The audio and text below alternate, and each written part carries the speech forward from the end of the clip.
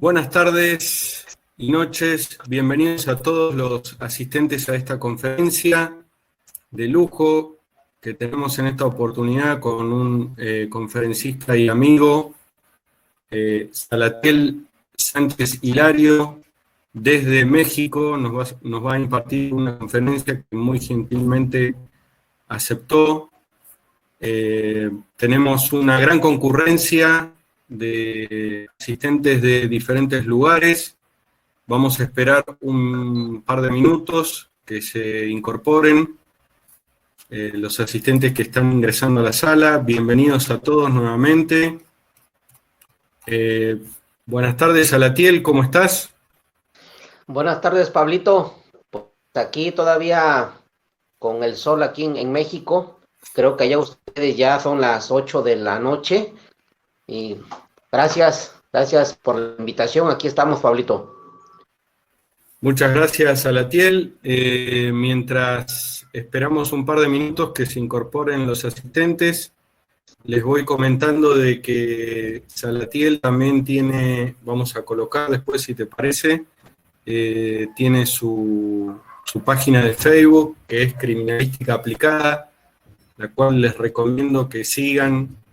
Generalmente hace unos posteos muy interesantes sobre distintos casos que él va trabajando, pero en sí son muy interesantes las reflexiones que hace sobre la escena del crimen o sobre cuestiones muy medulares que tienen que ver con el trabajo práctico de un criminalista y con datos contundentes, digamos, más allá de las generalidades y por ahí las corrientes que nosotros coincidimos acá con el amigo Salatiel. Él plantea muchos elementos muy concretos a la hora de observar una escena con datos muy duros, de los cuales, bueno, mutuamente nos hemos intercambiado mensajes, y la verdad que la consideración desde nuestra parte es la de un gran profesional y bueno, con el tiempo amigo, ¿no?, de nosotros. Así que nuevamente, Salatiel, muchas gracias por aceptar la propuesta y seguramente va a ser una conferencia de lujo. Y vamos a pasar, si te parece, voy a leer brevemente algunos aspectos de Salatiel Sánchez Hilario. Es licenciado en Criminología Criminalística y Técnicas Periciales por el Colegio Libre de Estudios Universitarios de Puebla, México. Tiene una maestría en Ciencias Forenses por la Universidad del Estado de Puebla, una diplomatura en Análisis de Coeficiente de Rigidez en Deformaciones de Vehículos de Motor por la NTHA, Agencia Nacional de Tráfico en Carretera de los Estados Unidos. Tiene un diplomado en Actuación Pericial y en Casos de Grandes Catástrofes por la Comisión General de Policía Científica de España. Tiene un diplomado en Física Aplicada por la Universidad Tecnológica de Mixteca, México. Tiene un diplomado en Preservación del Lugar del Hecho por el Instituto de Formación de la Fiscalía General de la Ciudad de México. Es docente en diferentes universidades de México, ex perito criminalístico de la Fiscalía General de Oaxaca, México, ex usuario del Sistema de Identificación de Huellas Dactilares AFIS del Sistema Nacional de Seguridad Pública de México, docente certificado por el CETEC, Secretaría Técnica para la Implementación del Sistema Penal Acusatorio, docente en el Instituto Superior de Seguridad Pública del Estado de Sonora, México, docente en Criminalística en la Academia de Profesionales en Capacitación con sede en Xalapa, Veracruz, México. Es capacitador nacional en el Sistema Penal Acusatorio de policías y peritos, y actualmente perito y consultor particular. Tuve alguna dificultad con las ciudades, espero haberlo dicho bien, pero bueno, te cedo la palabra, Salatiel. El público está muy expectante de escucharte y adelante con tu conferencia. Gracias, Pablito. Bueno, gracias por la invitación, amigo Pablo Núñez, a toda la comunidad de criminalística moderna que siguen la página, a peritos, colegas, muy buenas tardes. En este momento vamos a hablar sobre el aspecto reconstructivo e interpretativo de la evidencia física. Es imposible dar una lista completa de los indicios que puedan hallarse en el escenario del crimen sobre la persona de la víctima o del sospechoso. Pero es bien importante para que la evidencia física tenga valor criminalístico y por lo tanto procesal, se les debe aplicar todo el rigor científico. ¿A qué me refiero con todo el rigor científico?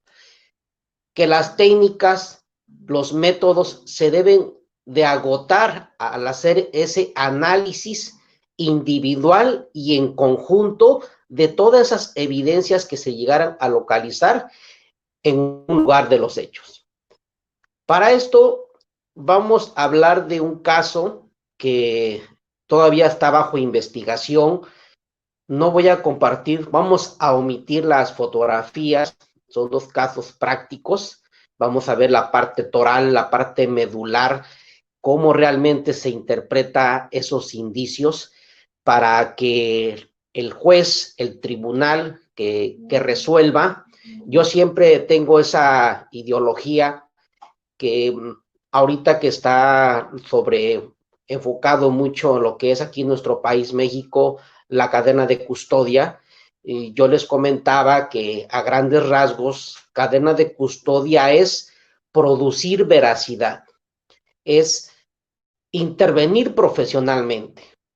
Cadena de custodia es de que el juez que resuelva no dude de la relación que tiene la evidencia con el imputado. Hubo un caso en una ciudad del norte aquí de mi México, donde una persona es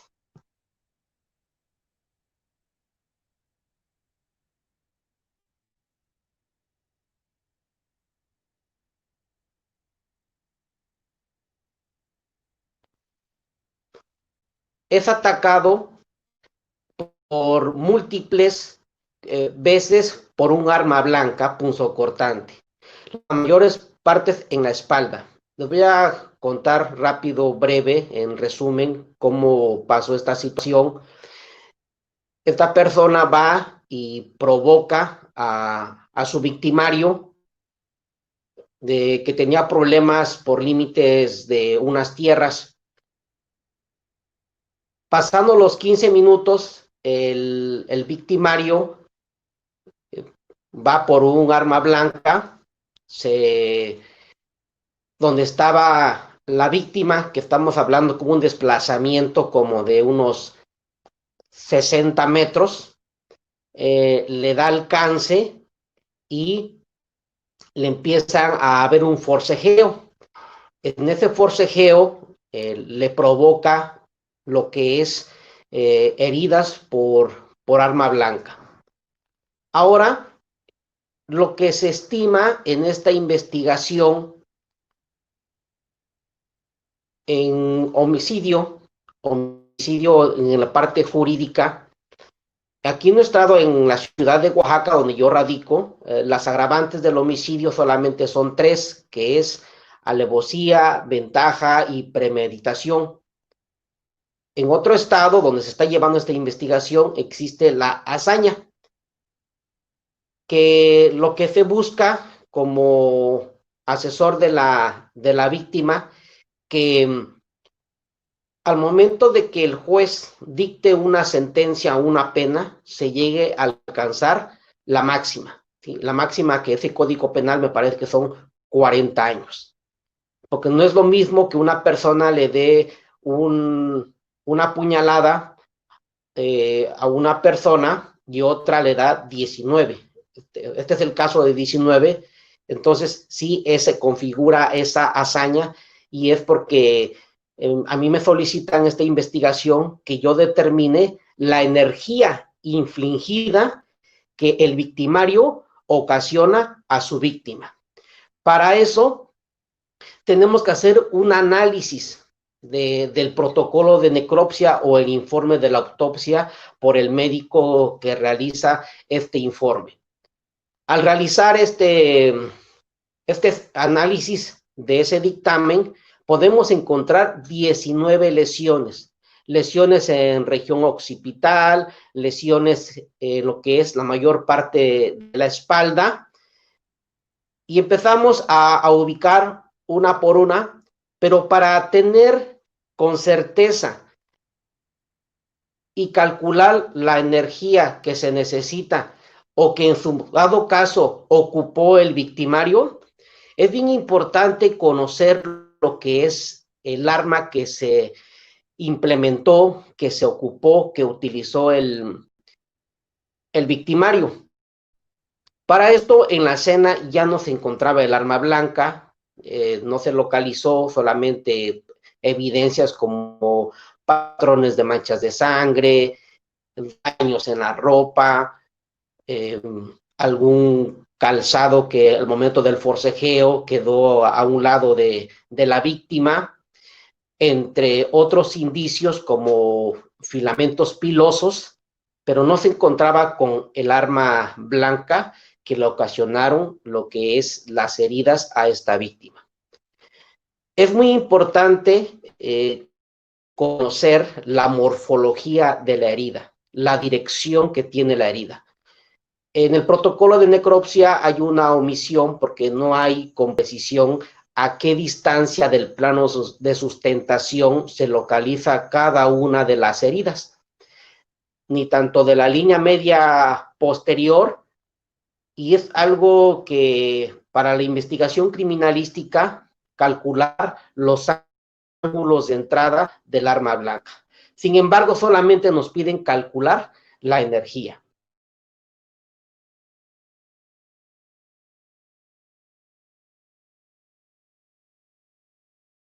El comportamiento de estas armas blancas.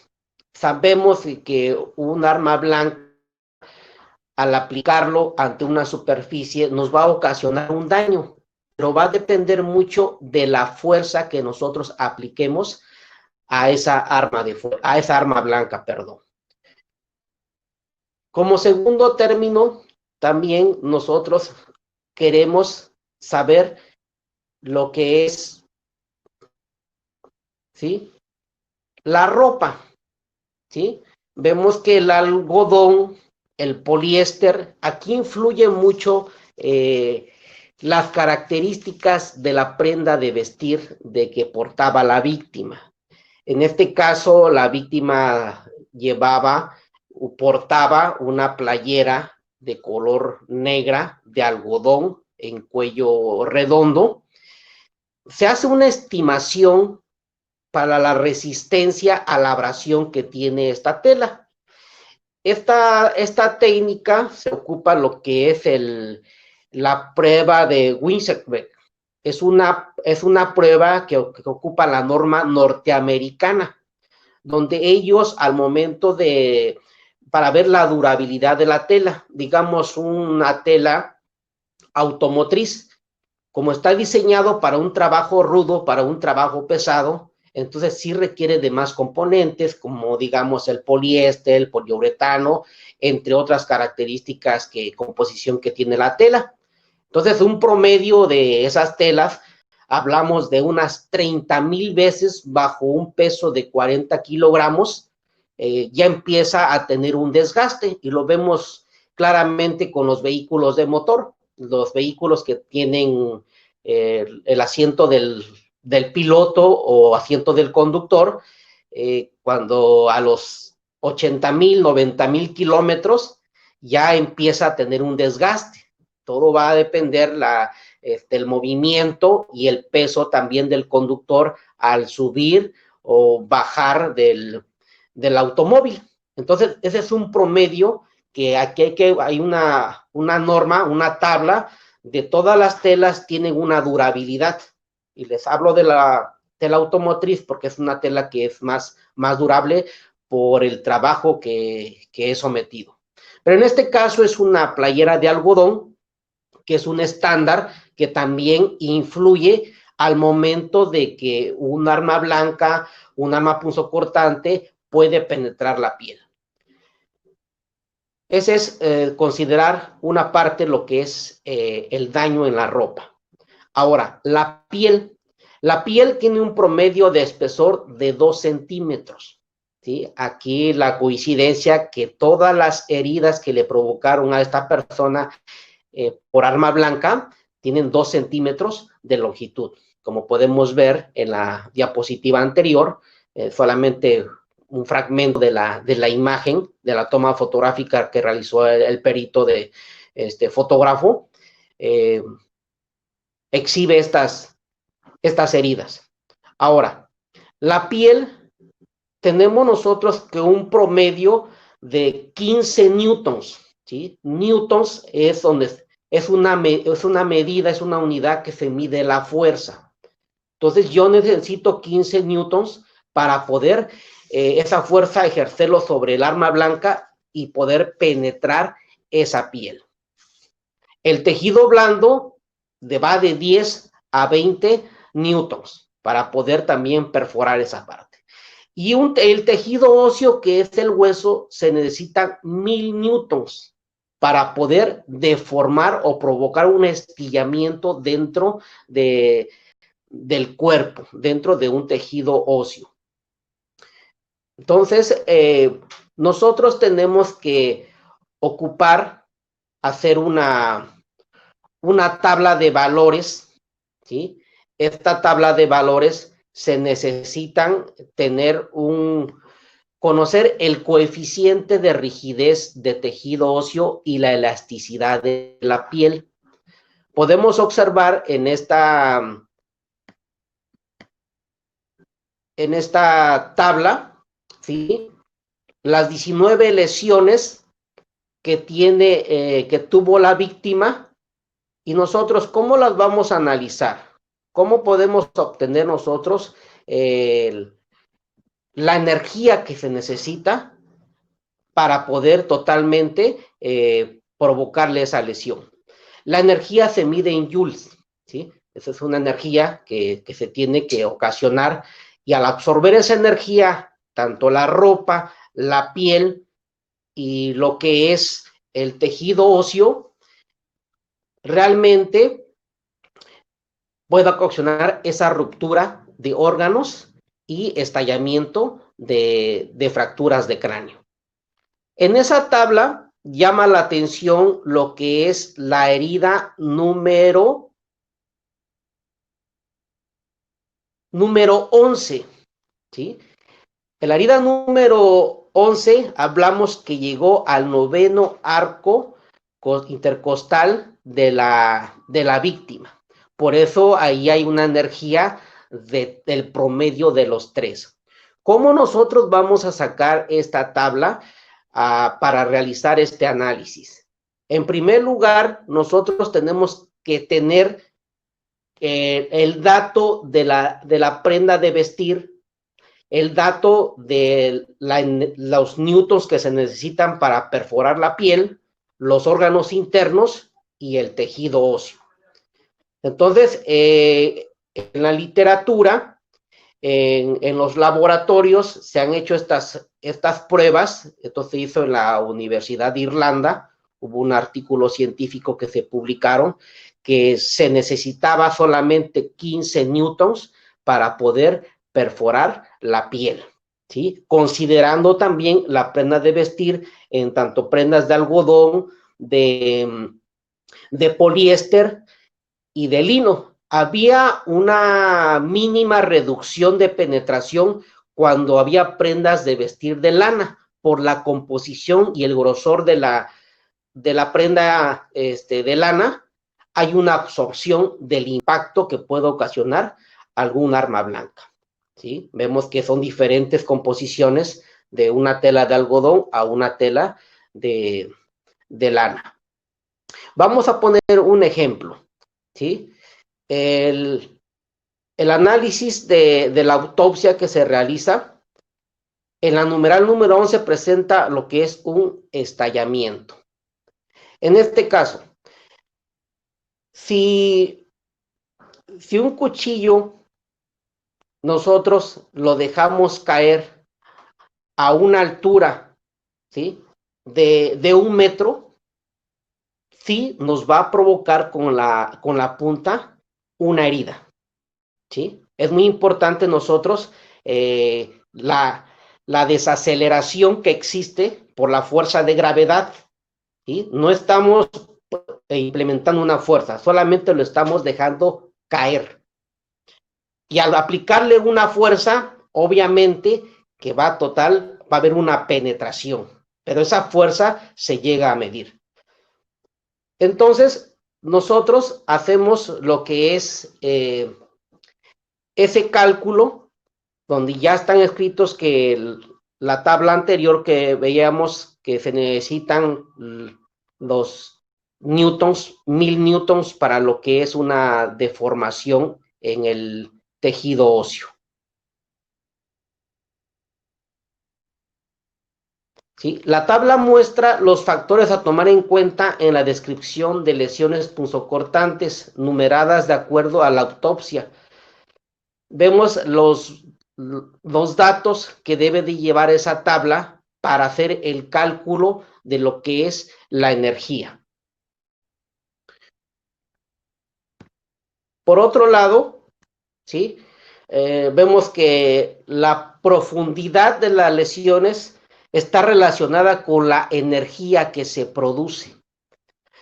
En este caso, como no se encontró el arma blanca, pero por la longitud y morfología de la herida, se establece que era un arma blanca de 2 centímetros de ancho. Hay similaridad en cada una de las lesiones que presentó la víctima, ¿sí? Entonces, para eso nosotros necesitamos una orden de magnitud, es decir, una energía. Uno se refiere que sea necesario por lo menos de decenas de joules. 2 se refiere a la herida del orden de centenas. Y 3 a la orden de miles de joules, ¿sí? Es lo que nosotros nos necesitamos para poder realizar un cálculo con respecto a la energía que se ocasionó a la víctima.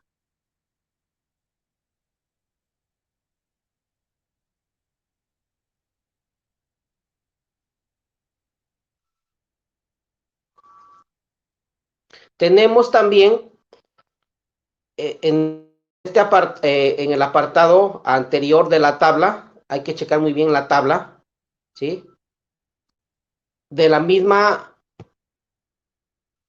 columna de energía, vemos que en promedio de las heridas serán del orden de centenas de joules, como hemos comentado en el anterior, donde haciendo la operación vamos a tener una cantidad de 523.684215 joules.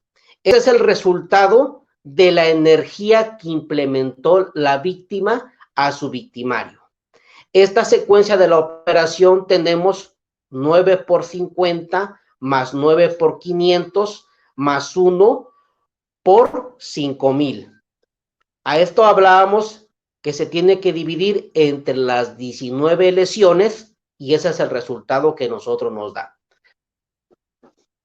En sí, tenemos nosotros que considerar primero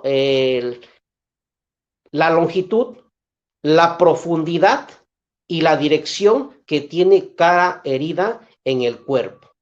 Son datos muy importantes que nos va a dar lo que es el médico autopsiante, para nosotros tener con precisión qué energía se puede implementar. Si no tenemos esos datos, sí se nos complica realizar este cálculo. La tabla sí es un tema, un desarrollo muy amplio que lo hice una reducción para que sea un poquito más práctico, pero sí tenemos que nosotros checar valores, tenemos que checar resistencia de elasticidad, rigidez del hueso, estudiar lo que es exactamente los componentes de la prenda de vestir, y todos esos datos se concatenan y se maneja un promedio, ¿sí? Que ya, digamos, 1 newtons, vamos a multiplicarlo por la longitud de la herida. Es decir, si yo con 15 newtons puedo esa fuerza para penetrar la piel, ¿sí? Yo tengo que calcular la energía, entonces sería 15 por 2 y ya nos da, ¿sí? 0.3 joules. Esa es la energía que se necesita para penetrar la piel. Y así consecutivamente nosotros tenemos que hacer nuestras operaciones individuales de cada herida para ya tener una tabla que anteriormente ya estamos viendo y ubicarlos en decenas, centenas de los joules, ¿sí? Y ya podemos obtener esta energía que recibió la víctima. Ahora, ¿cuál fue el tiempo estimado del ataque? ¿Sí? Sabemos que un mexicano es un consumo de energético de 13.640 kilojoules. Si nosotros lo transformamos a calorías, ¿sí? Que aquí en México pues muchos manejamos lo que son calorías, pero esta es una medición que estándar que se ocupa en varias partes de países, ¿sí? Nomás hacíamos la división, 4.98, y ya tenemos lo que son las calorías. Entonces, en este caso tendríamos un 3.83932% de la energía utilizada, ¿sí? Para que ustedes entiendan, esta energía, una persona que no hace ejercicio, una persona de 70 kilogramos, si durante 3 minutos él corre con una rapidez de 8 kilómetros por hora, va a ocasionar esta energía, ¿sí? Perdón. Esta es una persona que trata de hacer ejercicio, es una persona que va de acuerdo a su estatura y de acuerdo a su peso. Pero si digamos una persona que presenta la mejor obesidad, no hace ejercicio, sí su energía la puede ocupar más tiempo. Vamos a transformar que 70 kilómetros lo puede realizar en 6 minutos, ¿sí? Ese sería el máximo. Aquí estamos poniendo el mínimo. Entonces, este ataque se llevó en 6 minutos por la energía que tiene el desgaste el victimario hacia su víctima. Es decir, se fatigó bastante en ese promedio. ¿Sí? Entonces vemos que ¿a qué va la razón de toda esta energía que a mí me piden? Les comentaba, porque la parte del abogado de la víctima, el asesor victimal, quieren argumentar que efectivamente sí hubo la hazaña. Pues imagínate, por lógica son 19 heridas, 19 penetraciones que tuvo la víctima. Sin embargo, nosotros queremos comprobar científicamente que el victimario pues se agitó, se esforzó más de lo que una persona se esfuerza. Digamos, yo ahorita, ustedes donde están, van al baño, gastan energía, ¿sí? Entonces, el 3%, aquí me refiero al tiempo que lo hizo, ¿sí? Entonces, esta persona fue un ataque constantemente mayor 6 minutos y menor a 3 minutos, por la energía que el victimario utilizó. Entonces, es bien importante, colegas, peritos, tener esta información. Ya ahí viene parte también de lo de la biomecánica, donde se puede establecer que en este caso, ¿sí? Observamos que en la tabla anterior, ¿sí? Perdón.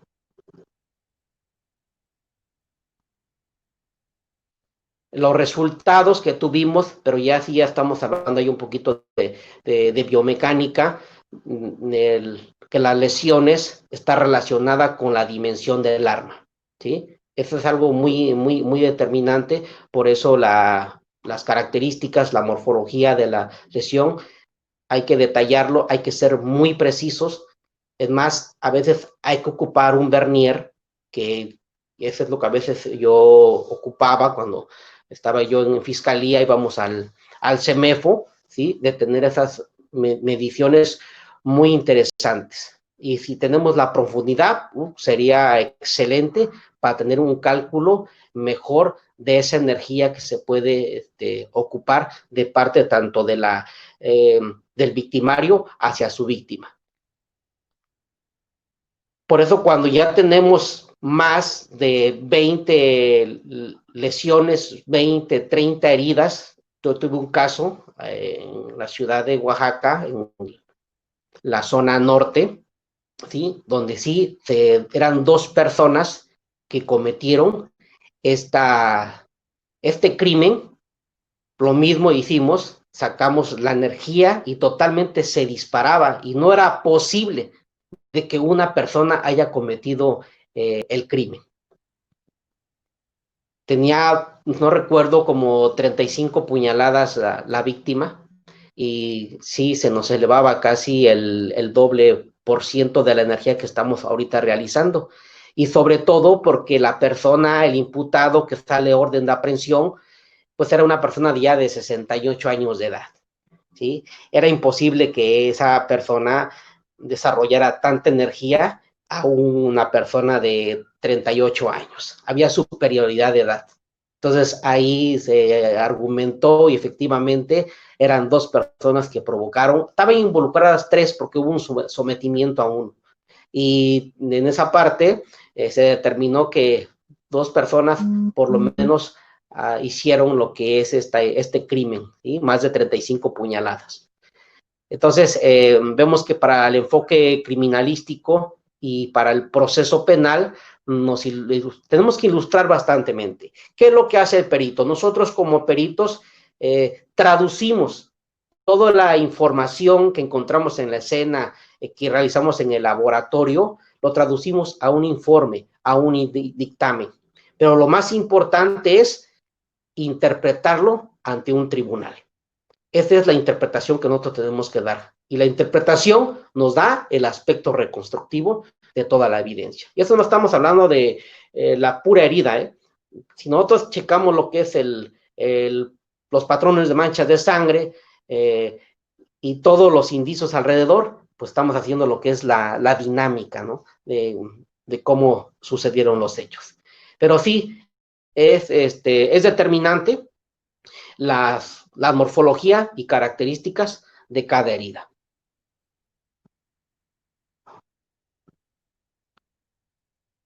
Ahora, en el punto número 6, donde nos habla que las variaciones de posición y dirección nos dicen que la víctima intentaba moverse, ya sea para defenderse o huir, dato que la mayoría de las heridas se encuentra en la espalda. La defensa no es muy probable.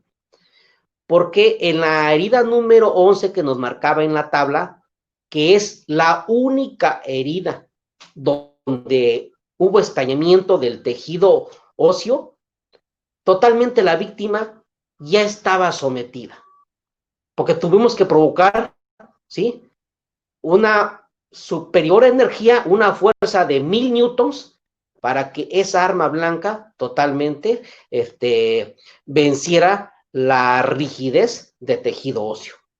Habían otras lesiones al inicio en la región occipital, que no los detallamos.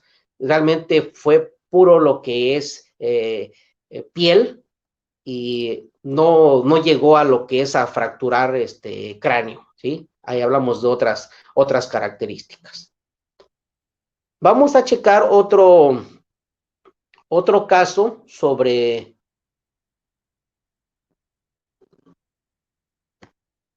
una fractura, ¿sí? Una fractura de cráneo. Estas evidencias es una chica que un día jueves se va a tomar con sus amigos, con sus amigas, se van al norte de un estado que soy vecino de la ciudad de Oaxaca, se va a tomar estuvieron tomando cervezas, ya después la información subjetiva nos empezó a...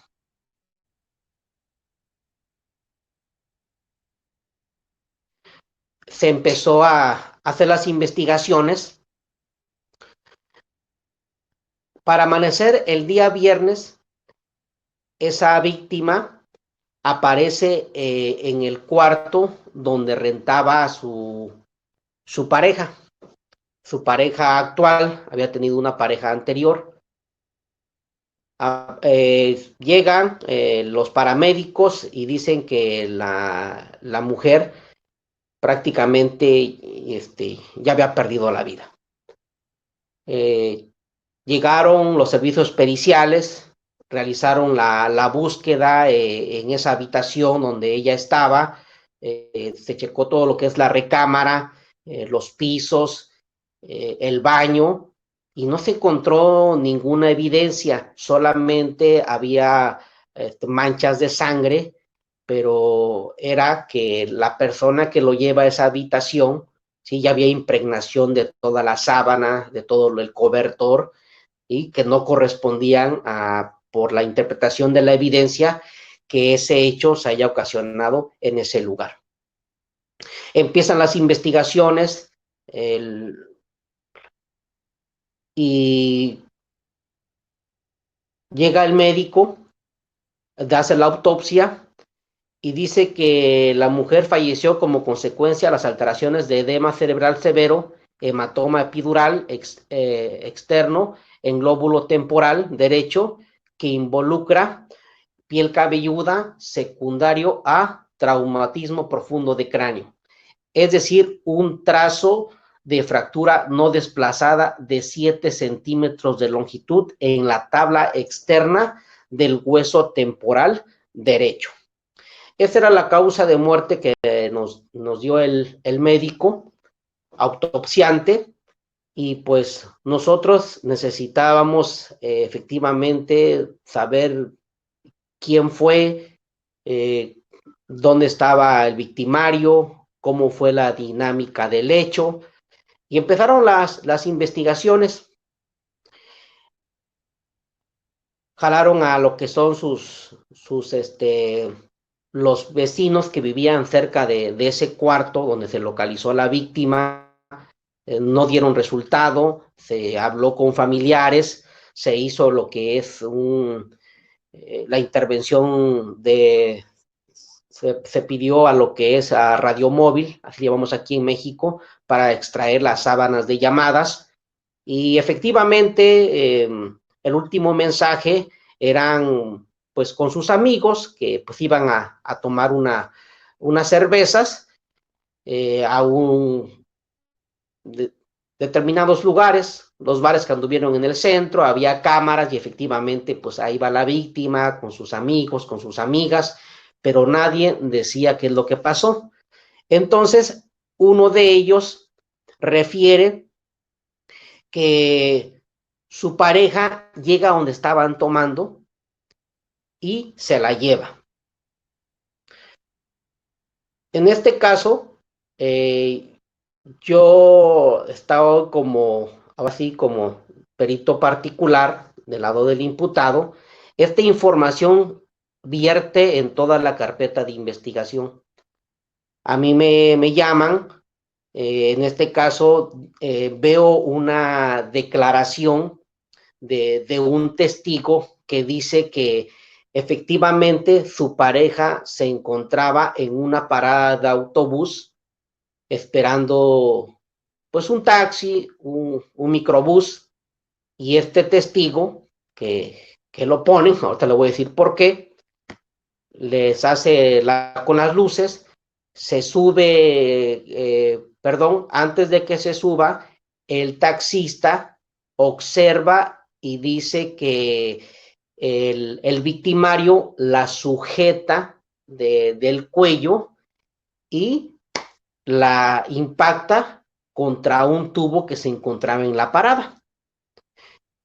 Cuando lo acaba de impactar, dice como que se desvanece. se desvanece y la llega a subir al taxi. El taxista dice que como que la muchacha se iba quejándose, iba del dolor, y el imputado, el victimario, pues él dice que iba muy pensativo, que iba mirando hacia abajo, que él lo veía por el retrovisor. En este caso, se realiza un metaanálisis, un análisis de todas las constancias que obran en esa carpeta de investigación para efectivamente ver qué pasó con el lugar de los hechos, cuál fue realmente el agente vulnerante o sobre qué superficie la haya impactado. Y se plantea una hipótesis, ¿sí? Planteamos una hipótesis sobre si realmente los abogados decían que eso no había sido el móvil, ¿sí? Y la persona que está presa, está privada de su libertad, pues dice que él no fue, ¿sí? Se inició la carpeta de investigación por feminicidio y empezamos a trabajar sobre esa dinámica y planteamos lo que es nuestra hipótesis, ¿sí?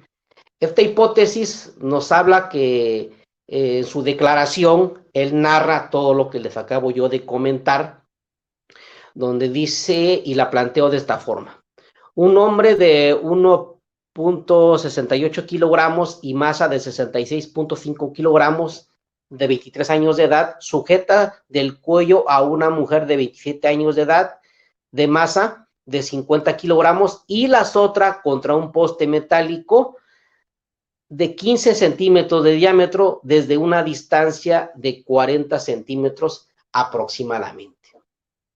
Estos datos se toman para saber si efectivamente la dinámica, los hechos que narra este testigo, pues fueron como lo refiere, ¿no?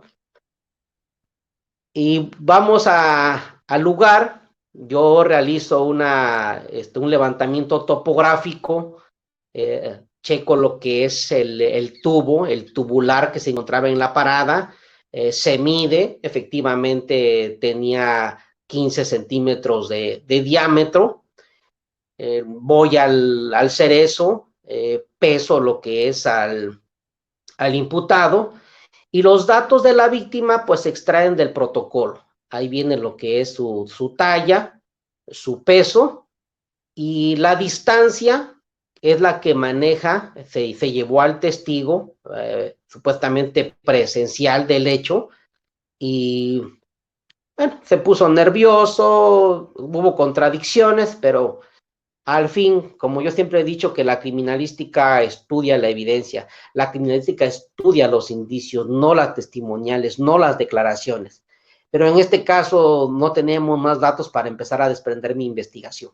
Es por eso que yo realizo esta investigación indirecta, esta inspección, y pusimos al taxi, efectivamente, donde él observa estos hechos, y nos daba 40 centímetros de donde estaba parado la víctima y donde se azota con lo que trae el poste.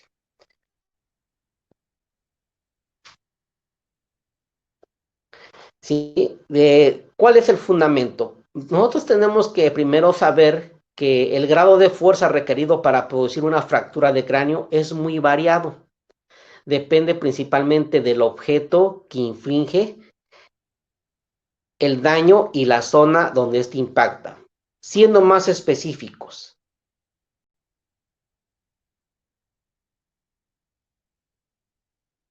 haciendo la referencia de la geometría del perfil del objeto, observando desde el punto de impacto y la dirección de procedencia, el patrón de fractura dependerá de gran medida de este perfil, es agudo o no.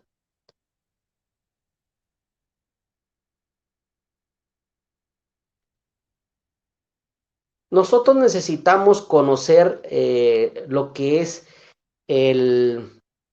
las propiedades mecánicas del hueso. Para empezar, en primer lugar, nosotros para hacer un análisis sobre que si es real, fue los hechos como lo narra el testigo, tenemos que conocer esas propiedades. Aquí en esta tabla sabemos lo que es el módulo de elasticidad, el módulo de rigidez y la relación de todos estos huesos que componen el cráneo. Si nosotros observamos en la región temporal, en el G23, ahí hablamos lo que es la rigidez que tiene ese cráneo, que se mide en megapascales, ¿sí? ¿Qué es un megapascal? Los pascales son fuerza, newtons por metros cuadrados, ¿sí? Ese es un pascal, y megapascal es multiplicado por 1.000.000. Entonces, en este caso, el temporal tiene 7.100 pascales. Aquí la importancia que debemos nosotros considerar que es la región más rocosa, la región más dura que nosotros tenemos, que todo ser humano tiene.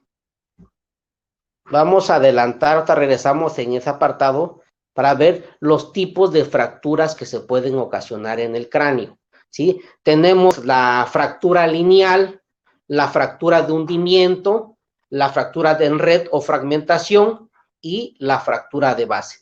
No pierdan el sentido de los 7 centímetros que medía el trazo de fractura no desplazada. ¿Qué quiere decir? Que era una fractura lineal en la región temporal derecha, ¿sí? Ahora, volviendo a la tabla, efectivamente tenemos que la parte más rígida, más dura del cráneo es la región temporal. Y es ahí donde se lleva el trazo de fractura que tiene la víctima. Entonces nosotros queremos saber si efectivamente a 40 centímetros de distancia que lo empuja a su victimario, esa superficie donde impacta puede ocasionar esa fractura.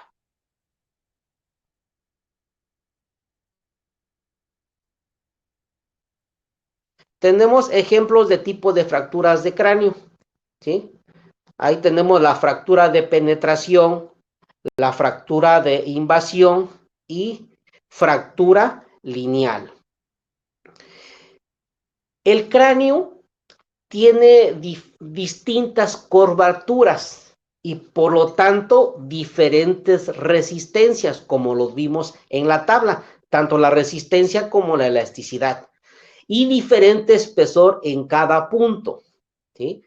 Es decir, a ver, si no podemos comparar la parte frontal con la región temporal, ¿sí? Va a estar más delgada y por lo tanto va a tener menor rigidez a lo que es la parte temporal. Entonces, la zona del cráneo, ¿sí? En este caso, también está determinada, es para la fuerza requerida en efectuar. Hay que considerar también que el cabello nos va a absorber parte del impacto, ¿sí? Cuanto más pequeño y romo el objeto y rápido el impacto, sabemos que la lesión será más focalizada y de tipo hundimiento, mientras el impacto con un objeto de dimensiones mayores tenderá a provocar fracturas en red. Es muy importante conocer el objeto, ¿sí? Y el tipo de fractura que se llega a ocasionar en el cráneo. En este caso, también varían lo que son los tipos de fuerza. Si un impacto en la cabeza, si es oblicuo, tiende a romper más fácil el cráneo por la curvatura que tiene. En este caso, lo que estamos nosotros observando de la fractura, perdón, los tipos de fractura de cráneo es muy, se sabe que para que una fractura no tenga desplazamiento, nos dice, según Melvin, que para un trazo de fractura se necesitan por lo menos 13 centímetros cuadrados para que yo ocasione ese tipo de fractura. En este caso, la geometría del tubo que refiere el testigo no tiene esos 13 centímetros cuadrados. Entonces, de ahí la hipótesis como que no es congruente, no se comprueba, porque es una forma cilíndrica que tiene ese poste, ¿sí? Y para la energía, digamos, si yo tomo un bat y ejerzo una fuerza de unos, digamos, 40 newtons, ¿sí? El bat, ¿sí? Fácilmente vamos a fracturar lo que es el cráneo, pero del cráneo hacia lo que es el perfil, que estamos hablando en este caso es de forma cilíndrica, es imposible que se haya ocasionado ese trazo de fractura. Entonces, aquí el testigo nos está mintiendo. Sí se puede ocasionar esa fractura, pero vamos a ver cómo se puede ocasionar ese tubo, ¿sí? A lo que es el cráneo de la víctima, ¿sí? Habíamos hablado que sí infiere mucho lo que es la superficie de impacto. Es ahí el análisis que nosotros tenemos que realizar en nuestra escena cuando tenemos esos tipos de fracturas. Hay que ser muy, muy minuciosos los objetos que se llegaran a ocasionar, o si muchas veces no encontramos el objeto, lo podemos dar a alguna probable objeto o arma que se haya utilizado por los tipos de fractura que encontramos en el cráneo. Los objetos, las superficies tienen bien definido relacionado con el impacto de la cabeza y podemos nosotros establecer el objeto o superficie en la que fue impactado la víctima.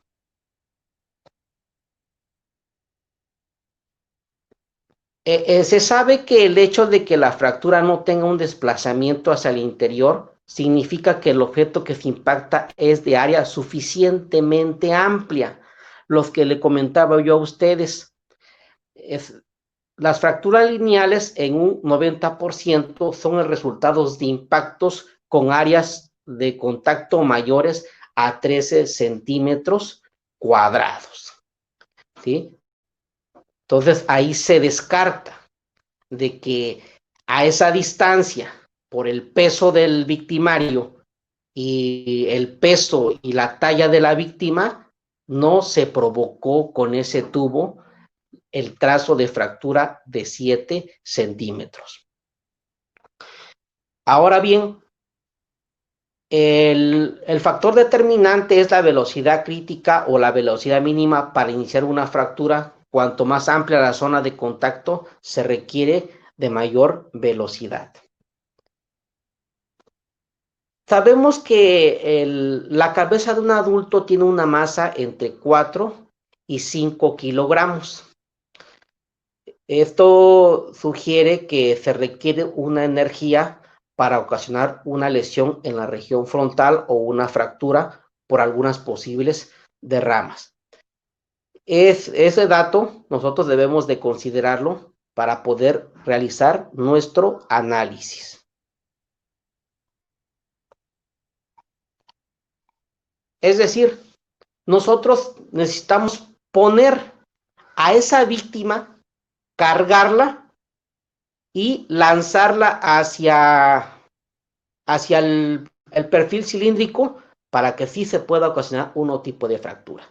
Pero ya estamos hablando, ¿sí?, de otra dinámica y por lo tanto el testigo nos está mintiendo. Entonces se descartó esa hipótesis que nos decía el testigo y hicimos el análisis de que esa fractura se debió a una caída de 1.20 metros, ¿sí? ¿Por qué a 1.20 metros? ¿Sí? Hay una 9.81, que es la fuerza de la gravedad de la atracción. Esta persona, ya hicimos el lugar de los hechos, no era en esa parte. Investigó la policía ministerial y nos fuimos a la otra casa donde estaba su pareja. Se realizó una investigación y efectivamente en la entrada del patio se aplicaron reactivo Blue Star y vimos que efectivamente había sangre en ese lugar, se lavó la sangre y a su expareja, que es la que se está perfilando, se le entrevistó y hay muchas posibilidades de que esta persona sí se le venía cargando en un estado totalmente etílico y se le desprende y el cuerpo se va en banda y se ocasiona esos 7 centímetros. Se hizo un cálculo, ¿sí?, considerando lo que es la rigidez del hueso temporal con lo que es la superficie que ahí sí se pueda ocasionar. Digamos, un suicidio, ¿no?, de 3, de 4 pisos, también se puede calcular esa energía, esa deformación de 12, 15 metros, a veces hay totalmente fragmentación, y no tanto por la superficie de impacto, sino por la distancia y la velocidad y el peso de la víctima. Así, después es muy importante considerar talla y peso de las víctimas para realizar estos análisis. Y ya, totalmente nos cambió la dirección de la investigación. Estábamos todos pensando que era esa persona, y el testigo, pues no sé qué criterios tenía ahí la Fiscalía o el Ministerio Público para cuadrar las cosas, pero vemos que la evidencia, cuando se interpreta de la forma correcta, creo que nunca nos miente. Por eso hay que agotar los métodos, las técnicas, en toda investigación. Yo soy del criterio de que el criminalista tiene que ir al CEMEFO, tiene que ir al anfiteatro. En este caso, a lo mejor lo que estábamos viendo en el caso anterior, el patólogo forense, pues no puede calcular la energía, o si lo puede, pues excelente, ¿no? Entonces, como criminalistas, es bien importante tomar esos datos en nuestra inspección, muchachos. Por eso al inicio yo comentaba una frase: cuando las evidencias o indicios son protegidos y bien procesados, claramente tienen su interpretación.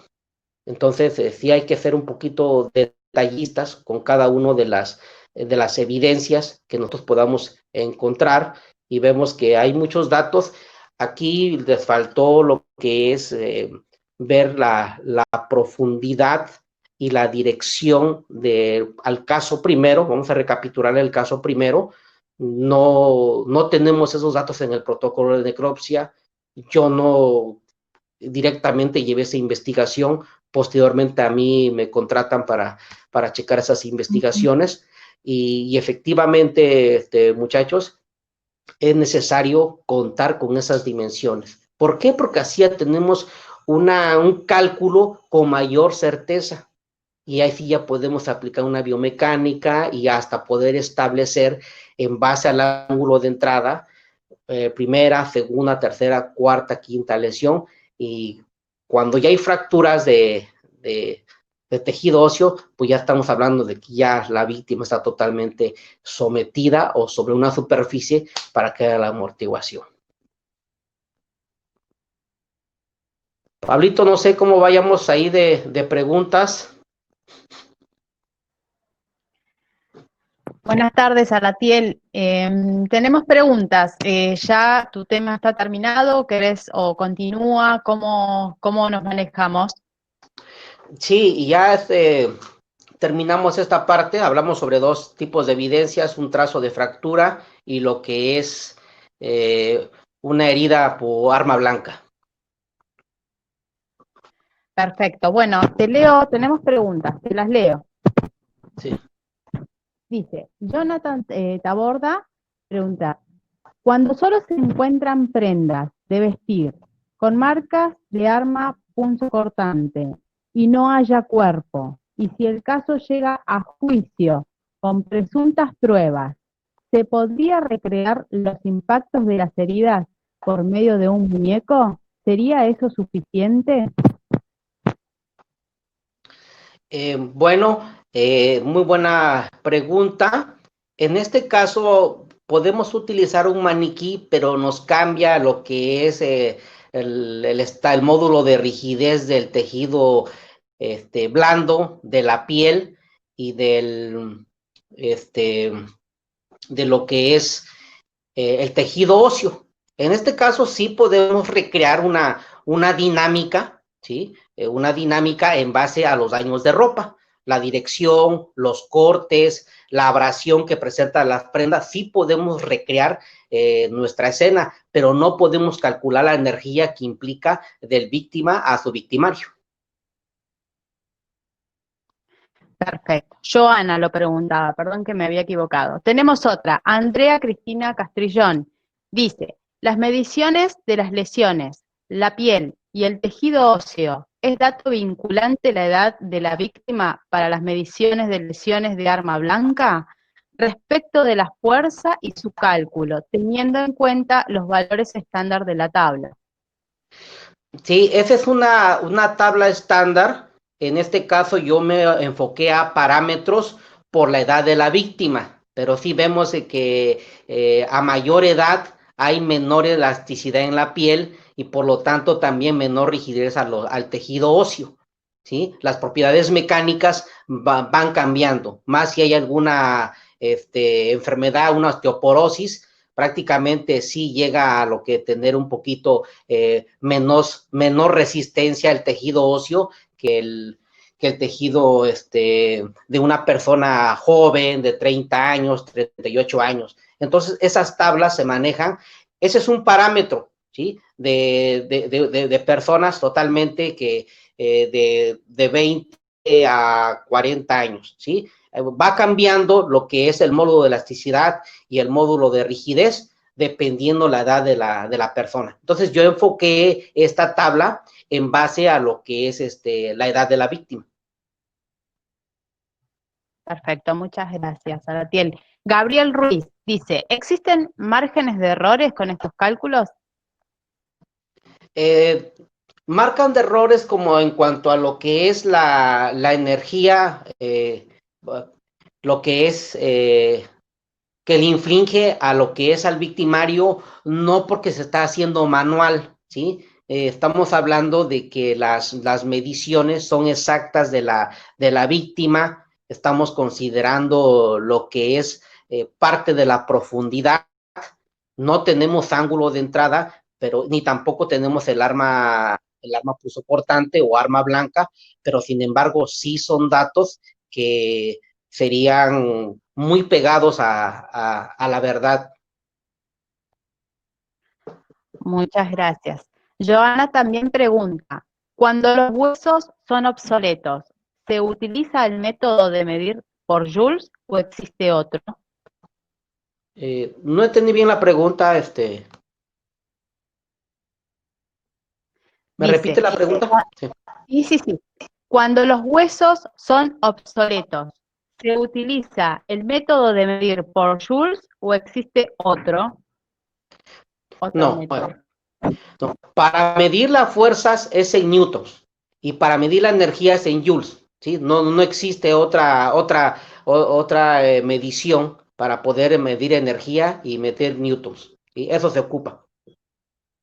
Perfecto. Seguimos. Enrique Proer pregunta, si la energía se obtiene por un porcentaje de la energía diaria consumida, el vector de aceleración dado el proceso violento, ¿cómo lo realizaremos?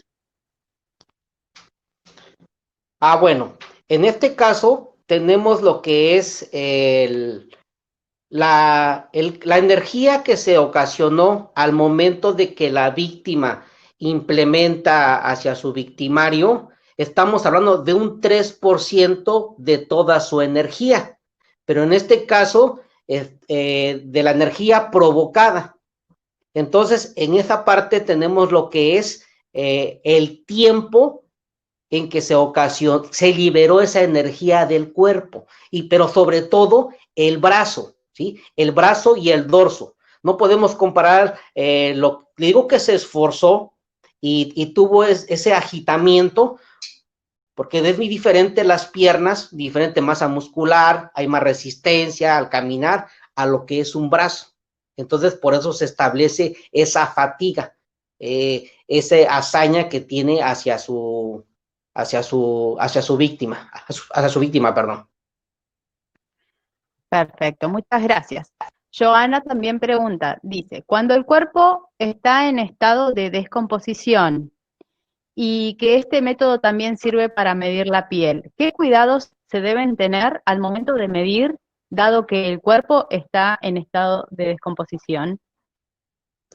Bueno, va a depender el estado de descomposición que está lo que es el cadáver, ¿sí? La elasticidad de piel, estamos hablando del módulo de elasticidad, estamos hablando de personas, pues ahora sí, vivas. Va a depender del estado de descomposición que está, las células empiezan ahora sí, a mermar, a morir. Entonces, sí, ya sería hacer un cálculo, efectivamente, el proceso de descomposición, tener la elasticidad para aplicar la misma fórmula.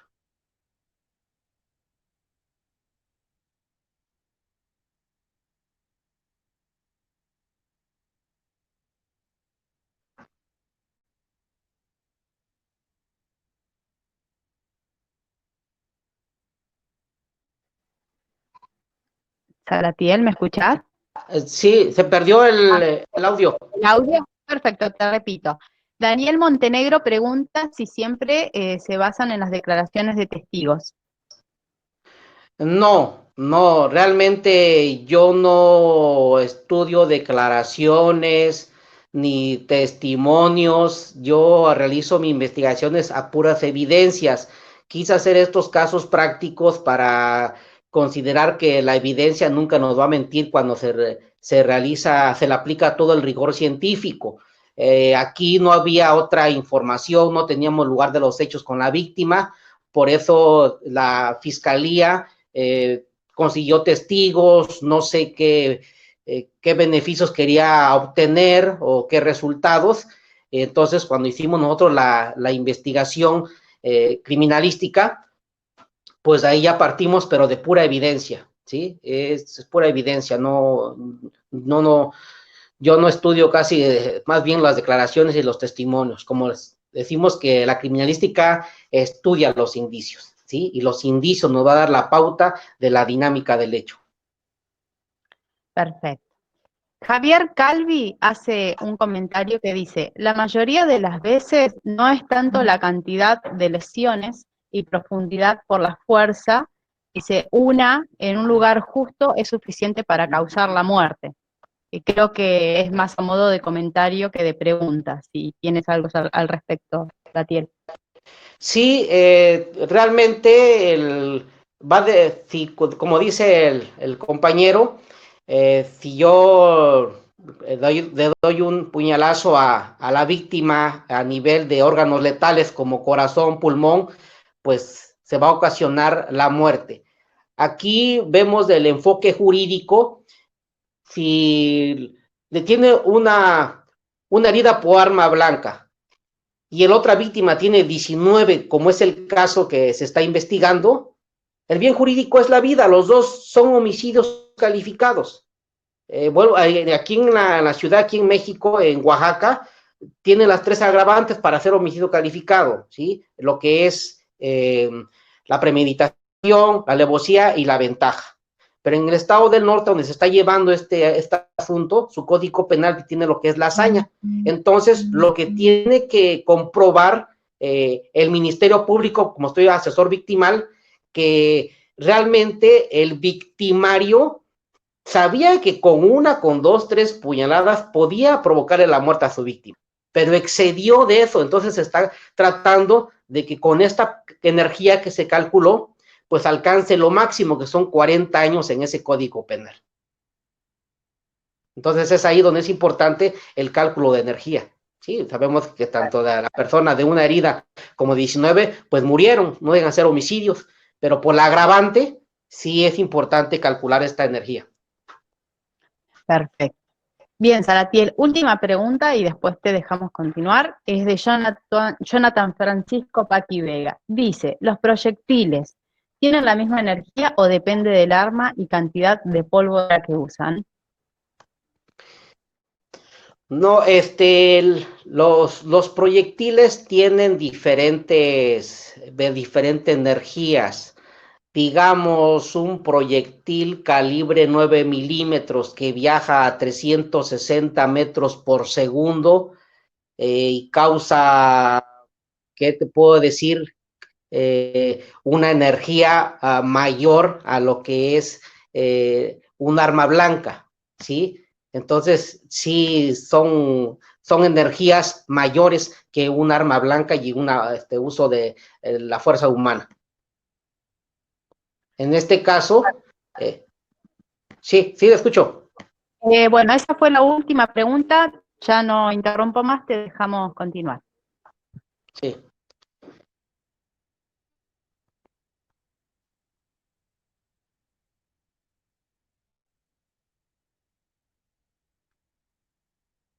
Bueno, sí es necesario los datos manuales que yo realizo o en el laboratorio son muy certeros. Digamos, un modelado lo podemos trabajar en el software ANSYS, que es un software que se diseñó para aeronáutica, para ver el comportamiento de la deformación de las alas de los aviones, y podemos también hacer un modelaje, ¿sí?, del cráneo. ¿Sí? Ya una vez hicimos un modelaje en una universidad de la Mixteca y realizamos este software utilizado. Hay muchos softwares, pero los software a veces cuando, digamos, no quiere cerrar, ya es un margen de error, ¿sí? Se llamaban los bunks, ¿sí? Ya está establecido la metrología que las mediciones directas e indirectas tienen márgenes de error. Ahora, con un cuerpo que es dinámico, sí tenemos que ser muy precisos y corroborarlos manualmente. Se hizo ese modelado en el software ANSYS, y sí, nos dio exactamente para corroborar la energía que se habían ocasionado y sobre todo la deformación de la cabeza, de la fractura que se ocasionó con esta víctima. ¿Sí? Ahora, para terminar de este caso, sí, ese tubular, esa geometría que tiene, sí puede ocasionar también un trazo de fractura. Pero solamente tenemos que lo que es jalar a la persona, ¿sí?, y ponerla en movimiento a 1 metro por segundo, lo que a veces realizamos en una caminata, 1.2, 1.3 metros por segundo, por una persona en regulares condiciones, de acuerdo a talla y peso, camina, ¿sí? Cosa que ya suena complicado, ¿sí? Sí se puede ocasionar, pero totalmente ya la versión del testigo ya totalmente nos cambia. Sí, ese trazo de fractura se puede ocasionar, pero cargando a la chica, ponerla en movimiento en 1 metro por segundo e impactarla con ese tubo. Ahí sí podemos tener una fractura de cráneo. Antes, no. Entonces se descarta esta hipótesis del testigo. Hicimos el otro cálculo, establecimos el lugar de los hechos y ahí va caminando la investigación.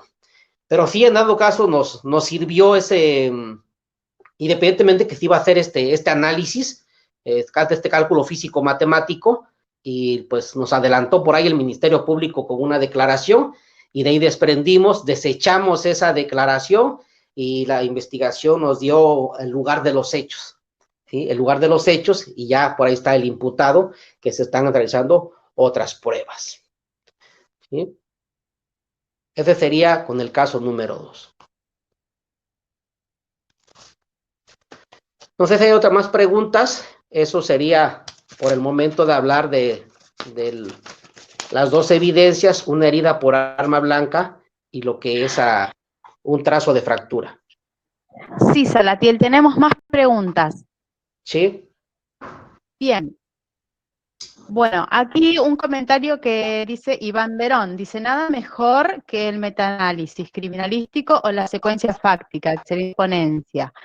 Dice Jonathan, en el caso de la aceleración, ¿se utiliza el coeficiente de la gravedad o este varía? Varía, va a depender, digamos, si una persona cae, ¿sí? Pues prácticamente hay la gravedad 9.81, sí, pero si le empujan, sí hay aumenta la aceleración por la fuerza que se aplica. Vemos la segunda ley de Newton, ¿sí? Entonces, sí es importante estos datos va a depender. Si yo implemento una fuerza, claramente que va a haber una aceleración, ¿sí? Y esa aceleración va a ser de acuerdo a la fuerza que yo implique, al objeto. Perfecto. Seguimos. Dice William Alexander Calderón Estrada. Mientras más apuñaladas tiene el cuerpo, ¿es más grave la pena para el victimario? No escuché, perdón. Sí. William Alexander pregunta, si mientras más apuñaladas tiene el cuerpo, ¿es más grave la pena para el victimario?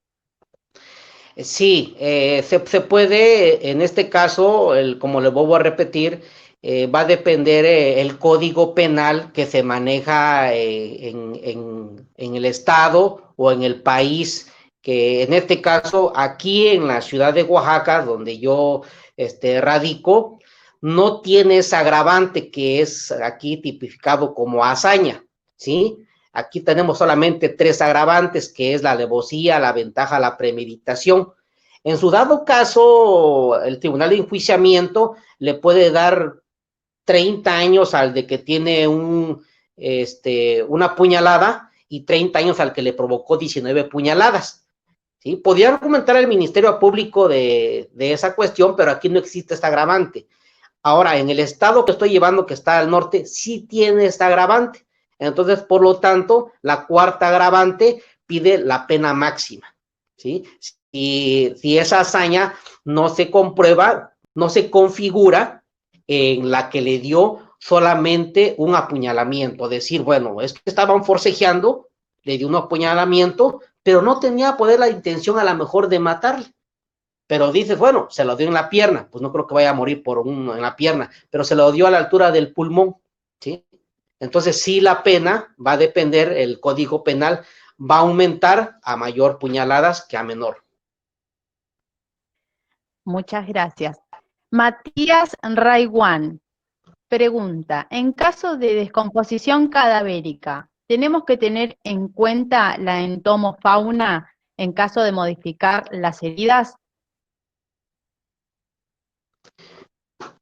A ver, no entendí bien la pregunta. Bien. Matías Raiguán pregunta si en caso de descomposición cadavérica tenemos que tener en cuenta la entomofauna en caso de que de que las heridas se modifiquen. Sí, bueno, es que como siempre va a depender el estado de composición. Tenemos que hacer un análisis del tiempo de muerte, cómo se encuentra la piel, ya hay mayor flacidez, ya no existe la misma rigidez. Entonces, eso totalmente nos cambia ya para calcular la energía, o en este caso, pero sí puede haber un parámetro. Si hay tejido óseo, va a depender mucho la profundidad, considerarlo, porque si tenemos una persona que tiene obesa, pues hay un poquito de absorción por la grasa que tiene la piel entre los órganos, pero sí se puede hacer una estimación en base a lo que ya un estado de descomposición. Bien. Jorge Horacio García Escobar pregunta, ¿qué opinión tienes acerca de la probabilidad en una investigación criminalística? No entendí bien la pregunta, Sí, Jorge Horacio pregunta, ¿qué opinión tienes tú acerca de la probabilidad en una investigación criminalística? Ya. Bueno, en una investigación criminalística manejamos a veces principios que establecen como el principio de probabilidad o el principio de certeza. Todo va a depender a la cantidad de evidencia que nosotros tenemos. En este caso, podemos decir homicidio por arma blanca. Tenemos que es una persona que se utilizó un arma blanca, ¿sí? Que hubo 19 apuñalamientos, que excedió de la energía normal que gasta una persona. Ahí sí ya podemos concatenarlos con biomecánica, y sí ya tenemos que tener un alto grado de probabilidad en este caso. Ya estamos hablando de un 70 a 99% de probabilidad. Ese es el margen. Muchas gracias, Salatiel. Última pregunta. José Luis Lizardi Gómez quiere saber si siendo perito particular has intervenido en parte de asesor de víctima o como parte del fiscal. Bueno, he estado interviniendo en los dos como perito de la víctima y también perito del imputado. Aquí en México se da mucho lo que es los peritos particulares. Creo que allá en Argentina son muy pocos los peritos particulares en otros países, pero aquí sí yo he intervenido tanto como por el imputado y como perito de la víctima. Y en este caso ya el Ministerio Público, aquí tenemos sistema acusatorio adversarial, el perito de la víctima lo valora el Ministerio Público. Si ya hay dos periciales en criminalística y el Ministerio Público opta que el perito de la víctima tiene más sustentado, más fundamento lo que es el dictamen, pues opta por subirlo a la tribuna, a darle participación, pero lo ideal sería su perito del Ministerio Público, pero aquí sí nuestra ley nos permite de que el perito de la víctima pueda tener preferencia a lo que es el Ministerio Público, siempre y cuando la investigación esté más completa. Perfecto. Tenemos otra más. Está bueno porque hay mucha interacción. Está buenísimo. José Luis Varela Ruiz pregunta, en caso de heridas por arma blanca, ¿también te apoyas en la hematología reconstructiva en cuanto al cálculo de proyección de la sangre y ángulo? Sí, bueno, ahí ya hablaríamos sobre lo que es los patrones de manchas de sangre, la técnica Blue Patterns, perdón, de Blue Patterns, realmente que surge de ahí aquí del país vecino, Estados Unidos. Ahí hablamos de proyección de sangre, donde tenemos también baja, media, alta velocidad, podemos sacar el ángulo del impacto. Sí, aquí solamente me enfoqué a lo que es la energía que podemos, que puede ocasionar el victimario a su víctima.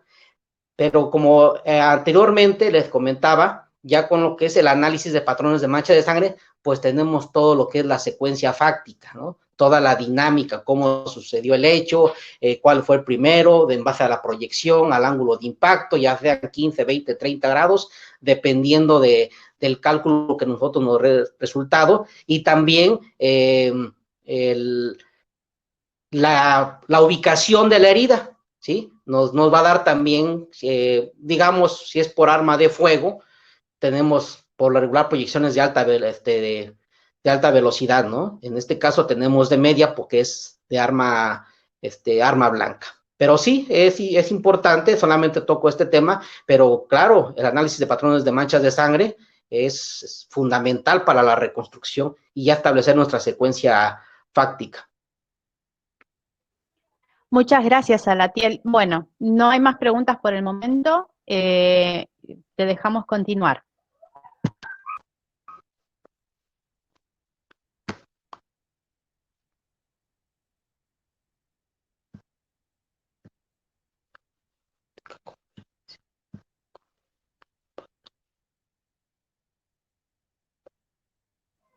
Salatiel, ¿me escuchás? ¿No se escucha? Ahí ya te escucho. Bien. Ya te escucho. Sí. Perfecto. No, te decía que por el momento no hay más preguntas y que, bueno, te dejamos continuar. Perfecto. Sí.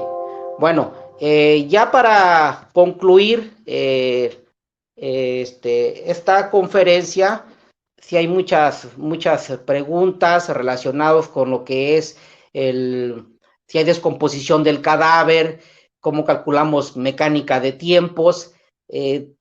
Todos casos son diferentes.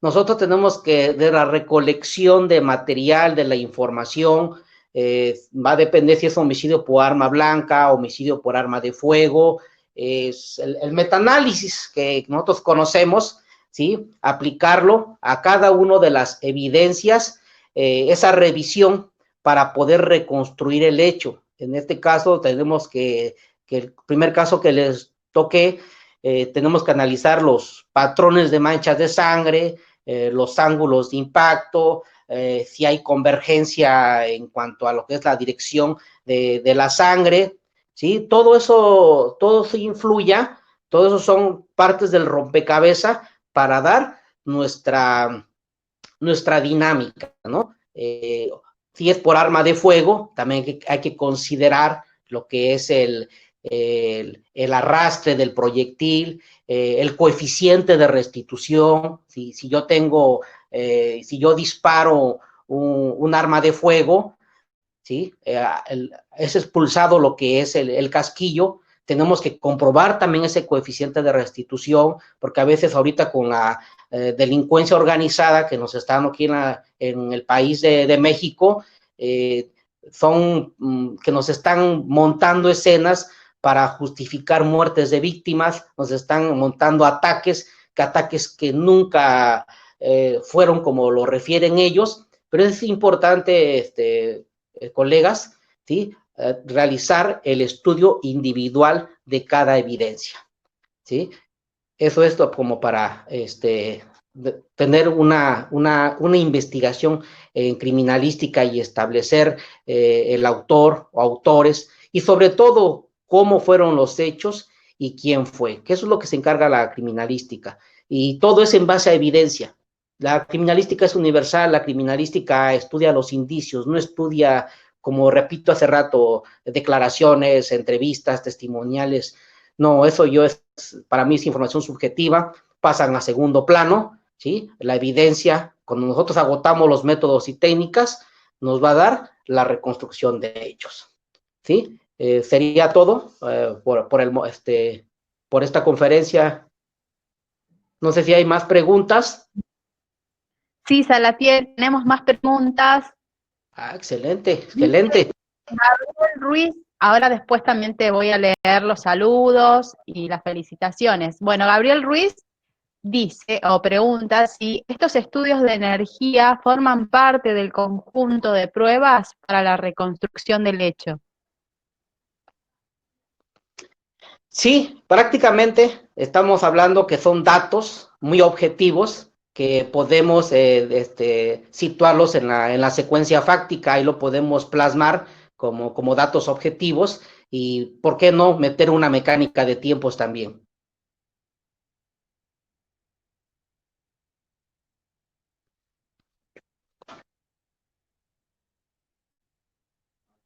Ahí, ahora sí. Ahí te escucho. Perfecto. Gonzalo Míguez Murillas pregunta, ¿la fórmula que tiene allí asentada es el equivalente al trabajo de la fuerza realizada igual energía cinética? ¿Por qué hay un 2x distancia? A ver.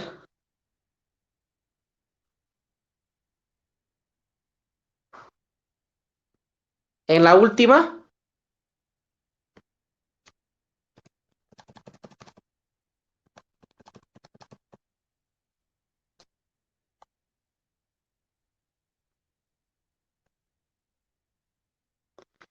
¿En cuál presentación?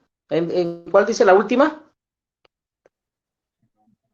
Debe ser, sí, en la última que expusiste.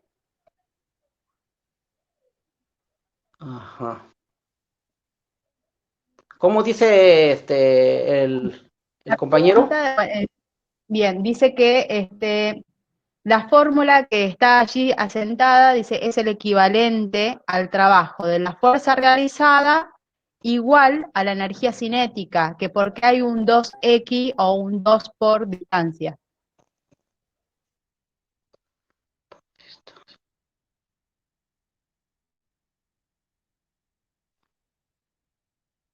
Esa es la hipótesis con la que cerramos la conclusión para poder establecer ahí, a ver, dice fuerza mínima, ¿sí?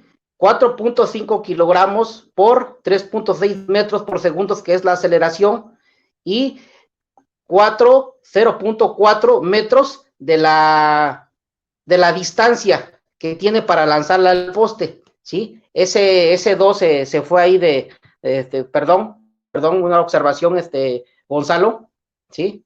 Es 0.4, que es la distancia en la que es lanzada la víctima, en una segunda hipótesis que nosotros nos planteamos. Perfecto, muchas gracias. Bueno, sí. Salatiel, preguntas no tenemos más, pero sí te voy a leer un poco los saludos. Antes que nada, comentarte que te escuchó gente de Guatemala, Nicaragua, Colombia, Puerto Rico, Venezuela, Bolivia, México y por supuesto de aquí de Argentina. De distintas provincias de nuestro país, Jujuy, San Juan, Rosario, Santa Fe, Corrientes, Mendoza, Salta, Entre Ríos, Neuquén, Buenos Aires capital y también provincia de Buenos Aires, Río Gallegos, Ushuaia y Río Negro. Prácticamente toda nuestra provincia, en nuestro país estuvo aquí presente. Y bueno, te voy a leer algunos porque son bastantes. Saluditos. Por aquí. Agradecimientos. Ahí vamos. Bueno, Jorge Horacio García Escobar dice, felicidades maestro Salatiel, una excelente presentación. Lilia Saumuyán dice, felicitaciones por la ponencia, muy interesante el tema. Carolina Moller, muchas gracias Salatiel, excelente. Florencia Adriana Lemura, muchas gracias, excelente presentación. Pamela Natividad Gavia, felicitaciones Salatiel, excelente los temas abordados. José Luis Varela Ruiz, saludos mi estimado maestro, excelente ponencia. Rubén Pinto dice, muy claro todo. William Alexander Calderón Estrada, excelente ponencia, saludos desde Guatemala. Seguimos. Judith Varela González dice, muchas gracias, las explicaciones y ejemplos han sido bien detallados. Bueno, decía de que se cortaba un poco internet, es lo que nos pasa a todos. Rosana Monachesi tiene una pregunta, un comentario, dice, ¿se puede medir en una investigación la reconstrucción de la energía utilizada por el victimario en un caso que haya sido muy cerca de la víctima y la violencia que ejerció y utilizó fue constante? En otro caso, que el victimario la haya corrido en una distancia. Si quieres, te la vuelvo a repetir. Sí, no, sí lo entendí. Va a depender, para medir la energía, son muchos parámetros que hay que considerar. Va a depender los golpes, las heridas que le provocan, y esas heridas hay que hacer un cálculo de la fuerza utilizado, de la energía que ocasionó, si hay fractura de cráneos, si hay penetración en piel, Todo eso va a ser un cálculo. Ahora, si nosotros ya queremos calcular una energía totalmente de nuestra escena, sí es posible, ¿sí? Aquí hay que checar muy bien lo que es, si hay sangre, el análisis de patrones de manchas de sangre. Sí es complejo esa parte, pero sí podemos dar una probabilidad. Lo hablábamos de que, digamos, en 8 minutos, el victimario sujeta a su víctima, le comete 4 apuñalamientos, en qué región abdominal, hay que hacer el estudio de la sangre, del daño de la ropa y dar ese promedio, pero sí influyen muchos factores, sí, muchos factores a considerar para totalmente dar esa opinión. Muchas gracias. Seguimos. Julio Moraut dice felicitaciones por la exposición presentada, un abrazo. Miguel Ángel Santana tiene una pregunta. Dice, ¿qué opina de la capacitación que tienen nuestros elementos policiales en la protección y recaudación de la información, ya que al ser los primeros en intervenir, de ellos, quienes parte una buena ejecución de la investigación?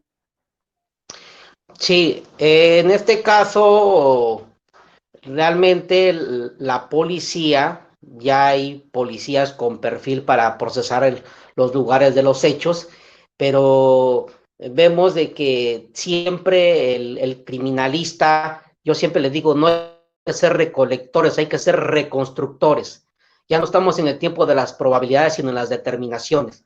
Entonces es bien importante que el criminalista, si no fue al lugar de los hechos, porque todos estos datos nosotros tenemos que conseguirlos en el CEMEFO o en nuestra escena. Digamos que nuestra escena tiene un declive y una inclinación de 20, 30 grados. Tenemos que meter altimetría y a veces el policía no tiene esa capacitación para sacar una altimetría de nuestra escena. Y esa altimetría es importante para calcular los ángulos. Si tenemos armas de fuego, si tenemos lo que es manchas dinámicas de sangre, para el ángulo de impacto es determinante. Entonces, el policía tiene una preparación, con todo respeto, hay detectives, va a depender en cada país, ¿no? Bueno, el país aquí vecino, ya la policía, pues completamente, son unas personas totalmente capacitadas, con mucha experiencia, pero aquí en México, y con el respeto de los policías, pues a veces no hay esa capacitación específica, ¿sí? Hay una capacitación genérica. Entonces sí necesitamos, como el ejemplo que les pongo yo, hay declives en el lugar, por lo tanto nos cambian los ángulos y ahí necesitamos altimetría y el policía pues no tiene estudios de topografía y realmente él no nos va a recabar esa información. Entonces ahí donde el criminalista tiene que hacer una inspección indirecta para corroborar los datos, concatenarlos con la evidencia que se recolectó y ya dar la opinión. Pero sí es necesario ese es el reto, creo que mayor que tienen los cuerpos policíacos de todos los países, la profesionalización en materia de criminalística para la investigación de los crímenes que llaman mucho la atención a nuestra sociedad. Muchas gracias, Salatiel. Sigo con los saluditos, que quedan algunos. María Asunción, de aquí de Argentina. Muchas gracias por la conferencia, impecable la presentación, claro y preciso. Mónica Aimé Suárez Escorcia dice, felicidades por la ponencia, qué orgullo de México. Eloísa González, excelente información, felicidades maestro. Pamela Natividad Gavia, muy clara tu exposición y los ejemplos que has expuesto y mis felicitaciones para los organizadores, muchas gracias. José Luis Hualpa, saludos desde La Pampa, Argentina, excelentísima exposición, felicitaciones. Y Rosana Monachesi, muchas gracias, felicidades por su exposición. Bueno, espero haber leído todos los saluditos. Así que bueno, Salatiel, te dejo en las palabras de Pablo, muchas gracias. Gracias.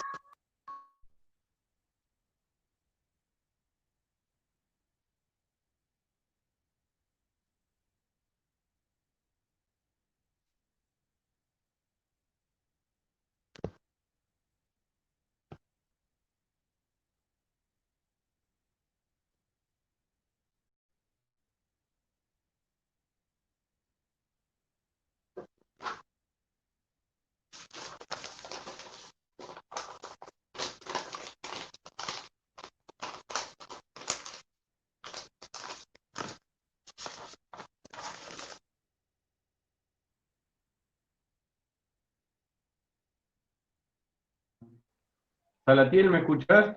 Ahí ya te escucho, Pablo. Bien.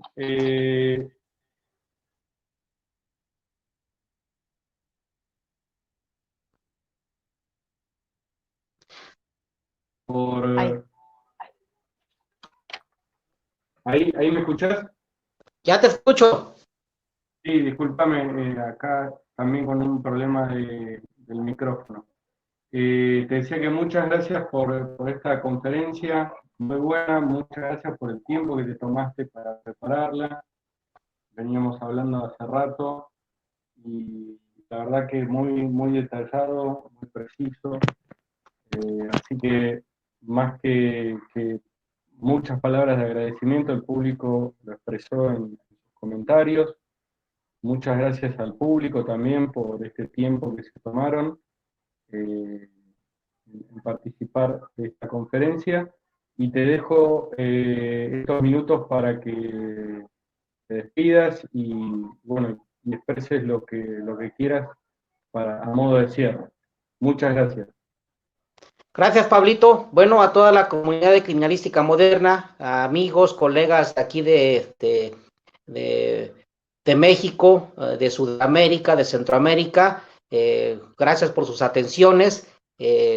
Tenemos que nosotros ser muy minuciosos, muy exhaustivos, como investigadores, como peritos, como detectives, y ya estar el tiempo de las determinaciones. No aproximaciones, no probabilidades, siempre hay margen de error, ya les había comentado, pero creo que hay que agotar todos los métodos y técnicas a la evidencia para poder ser interpretada y sobre todo comprobarle al tribunal, ¿sí?, que los hechos que se funden en sucesos reales y probados científicamente.